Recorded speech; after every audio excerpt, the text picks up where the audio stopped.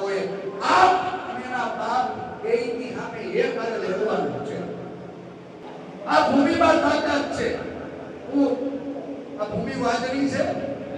તમે તમારા નેતાઓને પેદા નહીં કરી શકો, તમે તમારા નેતાઓને મોટા નહીં કરી શકો, તમે તમારા પ્રશ્નો માટેની લડાઈ નહીં લડી શકો.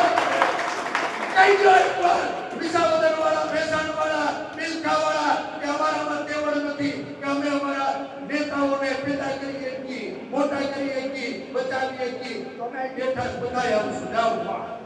એટલે કમોસમી માવઠાની જેમ 3-4 મહિનાથી કૃત્રિમ વાદળો બાંધવાનું શરૂ થયું.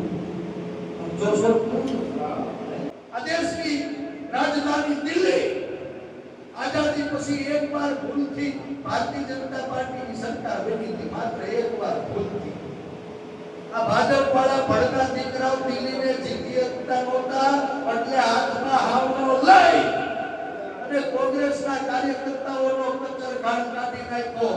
જેવા કોંગ્રેસના કાર્યકર્તાઓ અદબ પાડીને ઘરે બેઠા ને એટલે પેલા પછી બાપ સવાર થઈ ગયા. પંજાબમાં આઝાદી પછી ભૂલથી એકવાર ટેકાવાળી ભાજપની સરકાર આવી મુંબઈ ભાજપ પડી પંજાબ ત્યાં વિસાવદરની પેટા ચૂંટણીમાં ઈજ આપ અને એનો બાપ ભેગા પડી આ 25માં વિસાવદરની અંદર પ્રયોગ કરશે.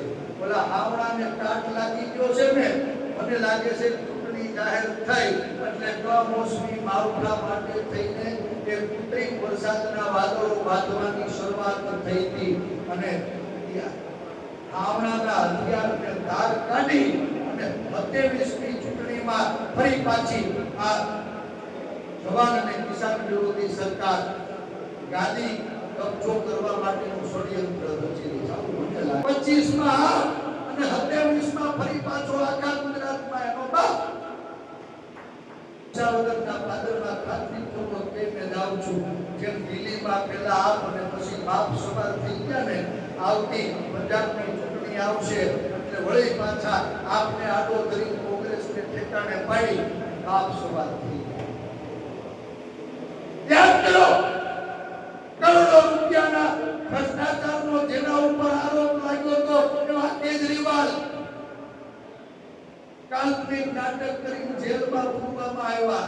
જેવી હરિયાણાની ચૂંટણી આવી ને એટલે કોના ઈશારે કરોડો રૂપિયાના કૌભાંડના જેની ઉપર આરોપ બતાવ્યા કેજરીવાલને ચૂંટણી ટાણે જામીન આપવામાં આવ્યા.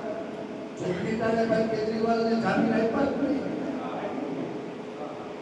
કાનમાં કીધું તું કે ભાઈ કેજરીવાલ કરોડો રૂપિયાનું કૌભાંડ માફ,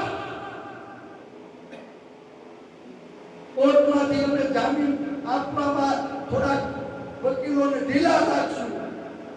જેવા જામીન ચડે એટલે તમારે હરિયાણા જવાનું, ત્યાં કોંગ્રેસની સ્પષ્ટ બહુમતી વાળી સરકાર બને છે. આવનો લઈ ઠેકાણે પાડી દેવા. પાડી દીધું.